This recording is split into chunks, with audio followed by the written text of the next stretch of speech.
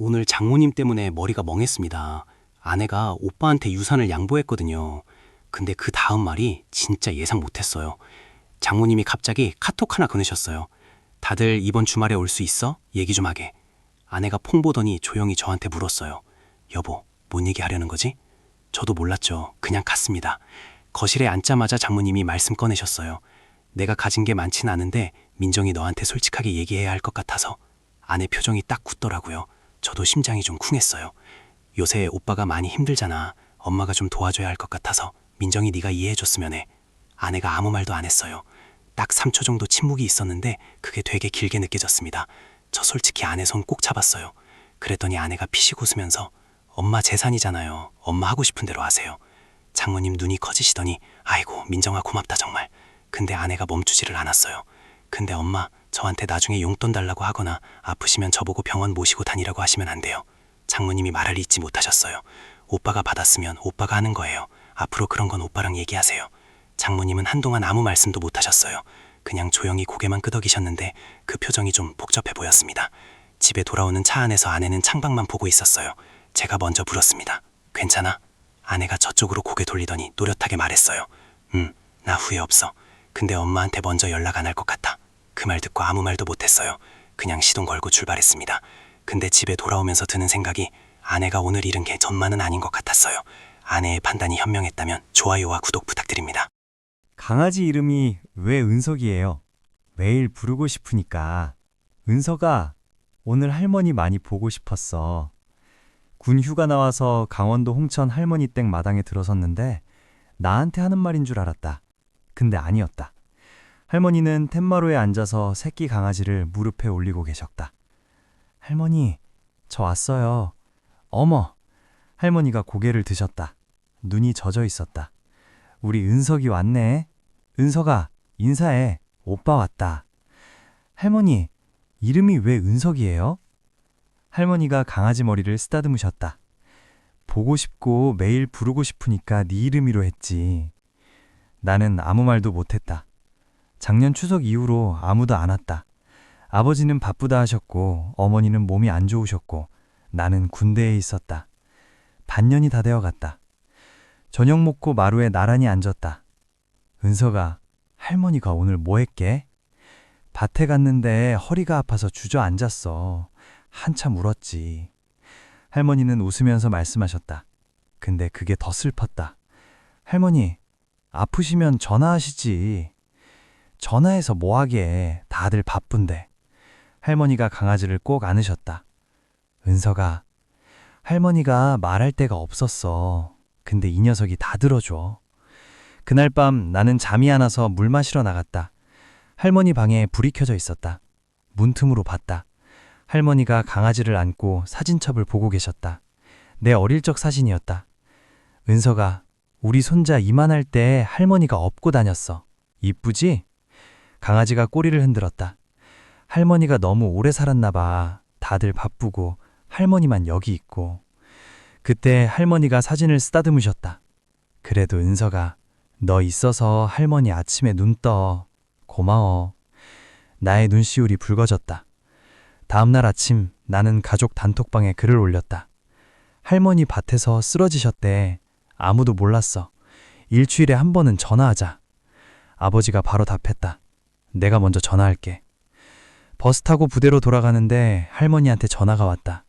은석아, 또 와. 은석이도 기다릴게. 나는 웃으면서 대답했다. 할머니, 보고 싶으면 진짜 은석이한테 전화해요. 제가 받을게요. 전화 너머로 할머니가 웃으셨다. 창밖으로 홍천산이 멀어지고 있었다. 오빠, 어머니 손으로 왜 저래? 여자친구가 귓속말로 그랬다. 엄마는 김치를 찢고 있었다. 내 여자친구 밥 위에 올려주려고. 평생 그렇게 해주신 거다. 나한테도 아버지한테도. 김치가 크면 먹기 좋게 찢어서 올려주는 게 우리 집에선 당연한 거였다. 근데 수진이 표정이 일그러졌다. 엄마가 그걸 봤다. 아, 미안해요. 습관이라. 엄마가 얼른 손을 닦았다. 냅킨으로 막 문지르면서. 그 모습 보는데 가슴이 철렁했다. 30년 동안 그 손으로 내 밥 차려주고 새벽에 도시락 싸주고 아플 때 죽 끓여주신 분이 지금 자기 손을 더러운 것처럼 닦고 있다. 나는 일어나서 부엌으로 갔다. 김치통을 들고 와서 손으로 찢어 엄마 밥 위에 올렸다. 수진 씨, 응? 이거 우리 집에서는 정이야. 수진이가 피식 웃었다. 오빠, 그래도 위생적으로 좀. 이 손으로 엄마가 나 키웠어. 새벽 4시에 일어나서 국 끓이고 내가 아프면 밤새 이마 짚어주고. 그 손이야. 아니, 그건 그거고. 근데 넌 그 손을 더럽다고 느끼는 거지? 수진이 얼굴이 굳었다. 뭐야 갑자기? 왜 이래? 나는 한숨을 쉬었다. 마음이 정리됐다. 우리 여기까지 하자. 뭐? 진심이야. 수진이가 벌떡 일어났다.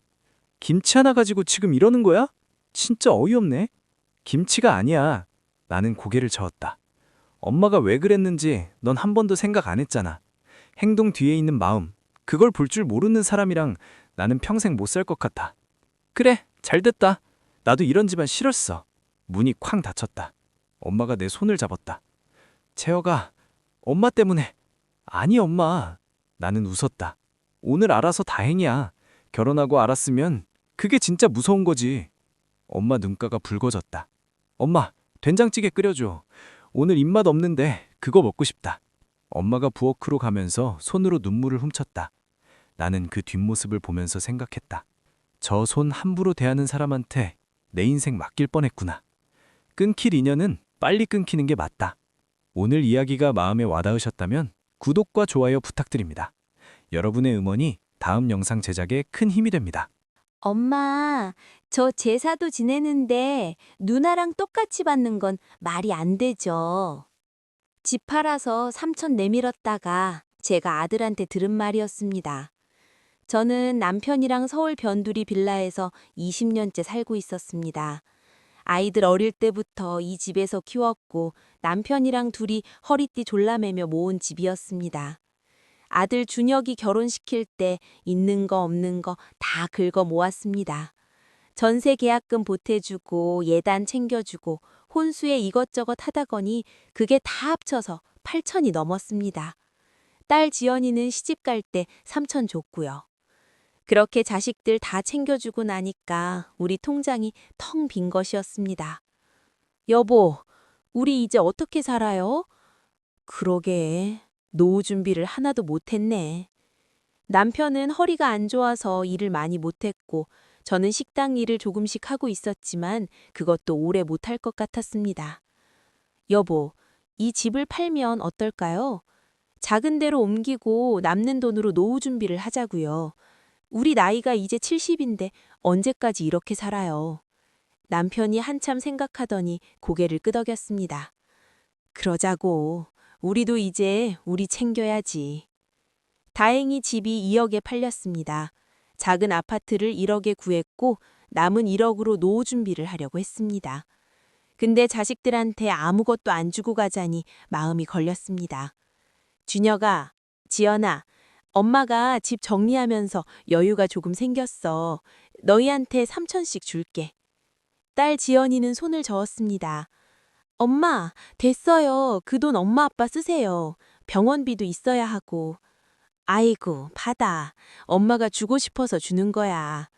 지연아, 그냥 받아. 엄마 마음이야. 지연이는 눈물을 글썽이며 고맙다고 했습니다. 그런데 아들 준혁이가 뭔가 골똘히 생각하더니 입을 열었습니다.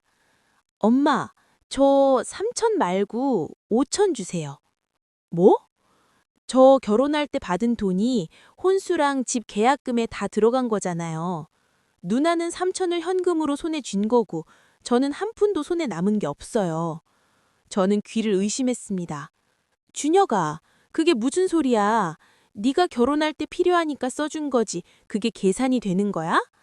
그리고 엄마, 저 나중에 제사도 지내야 하잖아요. 제사? 누나는 시집 가서 제사 안 지내도 되는데 저는 평생 제사 지내야 해요. 차례 지내고 제삿날 챙기고 그것도 다 돈인데 그냥 누나랑 똑같이 받는 건 말이 안 되죠. 옆에서 며느리도 거들었습니다. 어머니, 맞아요.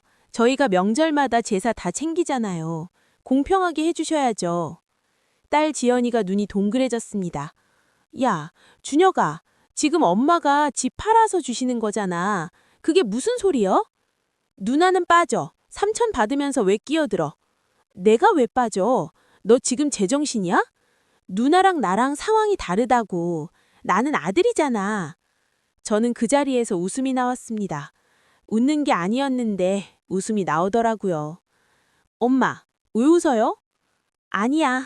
알겠어, 준혁아. 아이들을 돌려보내고 저는 한참 소파에 앉아 있었습니다.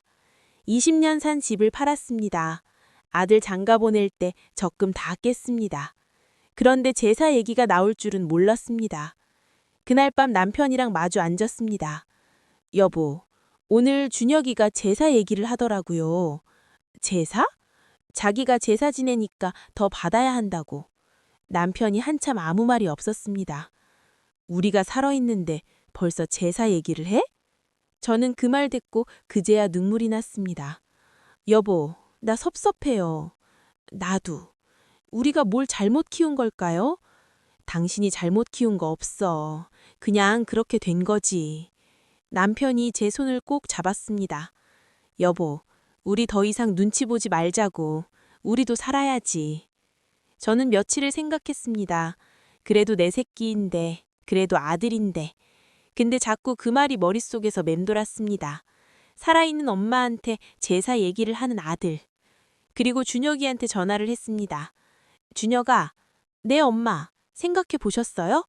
응, 엄마가 생각 많이 해봤어. 5천으로 하시는 거죠? 아니, 엄마는 너한테 한 푼도 안 줄 거야. 예? 네가 결혼할 때 혼수랑 집 계약금에 썼다고 했지? 근데 준혁아, 그거 누가 원해서 한 거야? 네가 그 집 살고 싶다고 했고 혼수 해달라고 한 거잖아. 엄마가 억지로 한 거야? 그래도 엄마가 해주신 거잖아요. 그리고 제사. 준혁아, 엄마 아빠 아직 살아있어. 근데 벌써 제사 계산부터 하는 거야? 준혁이는 아무 말도 없었습니다. 엄마는 네가 제사 안 지내도 되니까 그냥 그 돈 엄마 아빠 노후에 쓸게. 엄마, 잠깐만요.